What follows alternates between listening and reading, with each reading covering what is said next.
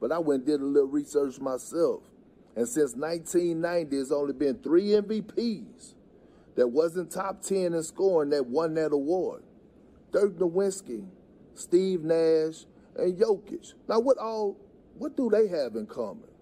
I'll let it sit there and marinate. I'm just trying to see, you know what I'm saying, when I'm walking into the club, do I need my J's on, or is it a dress code? Do I need to... All right, guys, welcome back to the channel. Today we got to take a look at J.J. Redick and Kendrick Perkins, 2 former NBA players who got into a heated debate on ESPN's First Take. J.J. Redick clapped back at Kendrick Perkins, who in this video right here pretty much implied that when the NBA wants to give the MVP to a white person, they'll find a way to move the goalposts and make it happen, and he's not really too sure about the criteria. It just don't make sense to him, but I'll let it play for you guys so you can watch for yourselves. Take a look. JJ, I need to know, is it Uchiwali or is it one Mike? I need to know when it comes down to the criteria and moving the goalposts for the MVPs, because I understand you in the analytics. I understand you're a historian of the game of basketball. But I went and did a little research myself. And since 1990, there's only been 3 MVPs that wasn't top 10 in scoring that won that award. Dirk Nowitzki, Steve Nash, and Jokic. Now, what do they have in common? I'll let it sit there and marinate. I'm just trying to see, you know what I'm saying, when I'm walking into the club, do I need my J's on, or is it a dress code? Do I need to put another pair, you know, of church shoes or some red bottoms? Or I need to know, is it Uchiwali or is it one Mike? Like, what's the criteria when moving the goalposts for certain players to win the MVP? I need to know. Because it seems like the goalposts move every single time when we want to push it out there, this particular player that we want to win the MVP. Because we all know in 2006 when Kobe was averaging 31, when the Lakers were the 7th seed, and the roster that he had compared to Steve Nash, and Steve Nash won his 2nd consecutive MVP in 2006. Was he really supposed to win that? Was he really supposed to outdo Kobe that year? I'm just trying to figure it out, bro. I'm trying to get an understanding. What's the criteria and why the goalposts move for certain players? Is it Uchiwali or is it one Mike? Carry on. Okay, you seen that, you heard that. Now, it's a fine line between making an implication and putting words directly into somebody's mouth. But as soon as he said, what does Dirk, Steve Nash, and Nikola Jokic all have in common? Well, you can imply he talking about the fact that they all white. I mean, what else do they all have in common? They all white. And then he said, can I keep my Jordans on, or do I got to wear my church shoes? Like, he making these little snide remarks. You could tell what he's implying by these remarks. Now, here it is, the Rumble on First Take. Let's take a look at J.J. Redick responding to Kendrick Perkins and see how this all went down. Let's take a look. I'm going to go ahead and apologize to Perk, because I know that he doesn't like advanced stats, but often advanced stats inform us. They provide insight. They often reinforce what we see.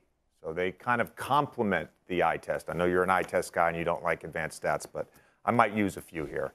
I just want to react, because I didn't hear this, the idea that his teammates shoot good or bad shots. So Second Spectrum, wonderful company, they installed tracking cameras in every arena 10 years ago. And their technology has evolved, and one thing we've learned from that is we can actually track which players create good shots for their teammates. And Nikola Jokic is top 5 in shot quality created. So if you watch them play, Perk, and I know you do, sometimes you might not stay up late on the Mountain Time Zone, but if you watch them play, when he's deciding whether to shoot or score, he's often making a read, because that's what good basketball players do. They make reads. So if he's getting a double, he's going to kick. If he sees the help coming too early, he's going to swing it to the corner. It's a good pass. What's the most efficient corner 3 in basketball? It's a corner 3. Look, Perk, I want to touch on something that they didn't bring up. This idea that Dirk and Steve Nash were favored to win the MVP because they're white. First of all, you stop short at 1990. That was your cutoff point for players to win MVP not in the top 10 in points per game, which is a stupid stat to judge MVP on. This isn't middle school. 1990, Magic won it. In 89, Magic won it. 87, Magic won it. 87, he was 10th. 89, he was 15th. 90, he was 18th. Okay. Okay? We judge MVP year to year. You also said the criteria or the goalposts change year to year for certain players. No, it doesn't. We vote on the MVP. Hold on. We vote on the MVP based on that season. We vote on the MVP based on that season. It is a regular season award. Previous playoff runs have nothing to do with it. It's a regular season award for the most valuable player. And we can measure that, Perk. So maybe voters have gotten smarter. I want to talk about Dirk and Nash real quick, and I'll let you jump in. Dirk Nowitzki led the league in win shares in both 06 and 07. Led the league in offensive win shares in both 06 and 07. So, yeah, he wasn't top 5 or whatever he was, top 10 in scoring his MVP season. The Dallas Mavericks were 67-15. They had the best record in the NBA. In 05, Steve Nash was the driver of the #1 offense in the league, a team that jumped 20 wins and had the best record in the NBA. Okay. In 06 to me is one of the weirdest MVP seasons ever. You can make an argument Nash probably shouldn't have won it, but he was still the driver of the #1 offense in the league. The 2 best teams that year, the Detroit Pistons, 64 wins, the San Antonio Spurs, 63 wins. Guess what? They didn't have a top, their top scorers weren't in the top 20 in the NBA that year. So that was just a strange thing. You could have given it to Kobe. You could have given it to Shaq. You could have given it to Tim Duncan. They gave it to Steve Nash. It's not because he was white. It was just a strange thing. It was just a strange. But why did you cut it off at 1990 though? Because that was convenient. That was convenient. I'm just saying. Hold on, time out. It was just a strange thing that it just happened. It was just a strange thing. In 2006, when Kobe averaged 31, when he was playing with Kwame Brown and Smush Parker, and what was the record that year? 42 and 40. They were 42 and 40. So let him speak. Was he the most valuable player? They made the playoffs with that roster. You take Kobe off that team, they probably win 8 games. Okay, so let's make that very, very clear. Now, since you want to talk about when I was saying and preaching about moving the goalposts, the reason I asked that question was for the simple fact that what I'm saying is I don't know the criteria no more. I don't know if it's because it's the #1 seed. I don't know if it's the #6 seed. I don't know how you judging it. Is we judging off of advanced stats or who's the most valuable player? You take them off this team. We don't know. We don't know, but we do know this. Since you do want to bring it up, we do know this, that when it comes to MVP voting, 80% of the voters are white American. 20% are others. I know. All right, now that's where I got to stop him. That's where he messed up right there because he tried to act like it was all, and look at Stephen A's face. Kendrick Perkins tried to act like he wasn't implying that when he made his little video. But the fact that he just brought up white voters, he basically just doubled down on what he said in that video. You got to own what you're saying, bro. You know, if that's what you said, say it with your chest. But, you know, people not dumb. They know what you mean when you say that. And it's a lot of people who think just like Kendrick Perkins when it comes to this. But let's continue. Oh, that stat, if you want to talk about advanced stat, I do know that one. Now let's talk about this year. And let's talk about the stat pattern. What I said was I'm never taking anything from when it comes down to Jokic being one of the most skilled big, if not the most skilled big to ever play the game. I'm not taking away nothing from what his IQ is and his level of play and how he's able to make others around him better. But I will give a lot of credit to the front office for surrounding him with the pieces that fit around him. When you go out and get an Aaron Gordon, who's one of the best cutters in the world. When you go out and go get a Bruce Brown, who's also a hell of a slasher, Jeff Green, things to that nature. And you know that you need those type of players in order to play off of him. When you go when you have shooters like Michael Porter Jr., when you have a shooter like Murray, those players complement him well with the system that he has around him. And I'm not discrediting what he's doing. Now, when I brought up to you, what you ignored was when I asked you, I said, hey, JJ, you've been in locker rooms. You know exactly what the hell I'm talking about when I say about stat pattern, right? I said, you know exactly what I'm talking about. And the world knows it, JJ. It's not a crime. It's not a crime that your team wants you to go out there and get something. We just witnessed it with Giannis Antetokounmpo just 2 nights ago. He was 1 rebound away from getting a triple-double, and you know what happened? I saw his teammates over there saying, basically telling them, do it, Giannis, do it, Giannis. He tried it. The league rescinded it. So what? It happens around the league. And I brought awareness to it, and people got offended because it does happen. And guess what? It's okay. It's okay if it do happen. But my thing is, let's not sit up here and crown or sit up here and play this game about, oh, it's just a runaway favorite for us with the MVP candidate and it's not even close. Because I would not allow it to be, I would not allow Joel Embiid. I would not allow Giannis Antetokounmpo to be disrespected. Giannis Antetokounmpo is averaging a career high in points right now. Team has the best record in the league. Joel Embiid has had, I don't even know the numbers of 40-point games that he has had, but damn it, it hasn't been done since Shaq, and it's by a landslide, the number of 40-point games he done put up this season. And you can't sit up here and tell me that Luka and Embiid is not watching to see the point differential for us, who's going to lead the league in scoring. It happens, JJ, and you know it happens. So for you to come over here and say, oh, that's not who Jokic is. That's not the type of person he is. It's not in his nature. Before Giannis did what he did 2 nights ago, did anybody think it was in his nature? KP. Did anybody know how he was feeling? I want to just say something. Stephen A., I mean no offense to you, and I mean no offense to First Take, because I think this show is extremely valuable. It is an honor to be on this desk every day. It really is. But what we've just witnessed is the problem with this show, where we create narratives that do not exist in reality. The implication, what you are implying, that the white voters that vote on NBA are racist, that they favor white people. You just said that. Yes, you did. Yes, you did. Yes, you did. That is exactly what you implied, Kendrick Perkins. That is exactly what you implied. Secondly, hold on.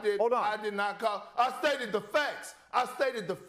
And you're not about to sit up. We all know what you implied the other day. We all know what you implied just now. Hold on. I stated it's the facts. It's the facts. It's the facts. Okay. Secondly, no one said that players don't stat pad. No one said that players aren't aware of their stats within a game. You're talking about Giannis doing it. Mm-hmm. That has nothing to do with Nikola Jokic. My point that I made the other day, which is a valid point and which I will stand by, is that Nikola Jokic does not care. What he cares about doesn't fit your narrative. So your narrative to discredit him somehow, to discredit what he's doing, it's not based in reality, Perk. And no one is disrespecting Giannis. No one is disrespecting Joel Embiid. Look, earlier in the season, you could have made an argument for Luka for MVP. You could have made an argument for Tatum. Right now, 65 games, with 17 to go, there's 3 guys you can make an argument for. And they all have valid arguments. Embiid, Giannis, and Jokic, they all have valid arguments. Nobody's discrediting them. What is the evidence? I want to know. Because this is what you do. You're implying something. You're saying something. Jokic stat pad. No, he doesn't. No. White voters favor white Europeans. No, they don't. No. That's what you're saying, Perk. No. What I made a fact of, I didn't. Time out. What I made a statement on was that I said it happens around the league. Along with Jokic, people knows what goes on. And for you to sit up here, and for you to come on here and you to say, that's not who Jokic is. Like, how in the hell do you know how another man is feeling inside? That's what I want to ask you. How the hell you know? A pair of lips could say anything. So listen, hold on, I talk to his teammates that are around him every day, because I talk to Mike Malone, who's been around him for 8 years. You can learn a lot by listening. You can learn a lot by listening to people, how they talk about people. Nobody knows how somebody feels. Nobody knows how. All right, guys, so that's it. I wanted to let that play without interrupting, because that was one of those real moments on TV that you don't see often, where people just actually having real discussions. And again, you could say something without directly saying it. You know what I'm saying? That's what an implication is. Kendrick Perkins might not have said directly that white voters are racist and that they favor Europeans, but the way he framed the question, the way he said, "Oh, what do all three of these white people have in common?" I mean, what else are you implying, Kendrick? What else are you saying? Now, to argue that you don't exactly know the criteria, he should have just stuck with that. He shouldn't have made it about white people, about what these three players have in common. He shouldn't have brought up the 80% white vote. And I mean, look, if that's what you thinking, if that's what you feeling, if that's what you believe to be true, speak your mind. I'm not trying to compel nobody's speech, but when you say things like that, it draws a direct line of implication to exactly what you thinking, and it don't take a rocket scientist or a neurosurgeon to get that, to get what you hinting at. It seemed like Kendrick Perkins puts a lot more value on scoring than anything else when it comes to the MVP. I mean, scoring is very important in any sport. You know, you can't win if you don't score. But, you know, basketball, like most sports, is a very technical game. Like JJ Redick mentioned, you know, getting the double, kicking it to the corner, shooting the three, making your team better around you. That's also very important. And they put these trackers in to, you know, track these very intricate parts of the game that, you know, sometimes the eye can't even really focus on because, you know, we too busy focusing on who's scoring or whatever else. JJ Redick kept it real. I'm not the biggest fan of the NBA, but I do like to play. I got a lot of friends who played in high school, college. I even got friends that's in the Euro League right now. So I do hear and keep up with NBA stats and things that's going on. And I don't watch First Take too often, but I do know that whenever it's political and, you know, racial, quote unquote, injustice and things like that going on, ESPN First Take will step away from sports and try to be news and, you know, virtue signal to people when all we really want to hear on ESPN First Take is sports. That's kind of an issue that a lot of sports organizations have been running into. They starting to become real woke, creating these narratives and running with these narratives and, you know, trying to be like the news. Nobody wants to hear that from, you know, from First Take. You just want to hear about sports. Last point I want to make, I pulled up the NBA MVP awards from 2022 going all the way down to the 1950s. And let's just take a quick look at this. Nikola Jokic won the last 2 years. So 2021 was the first year he won.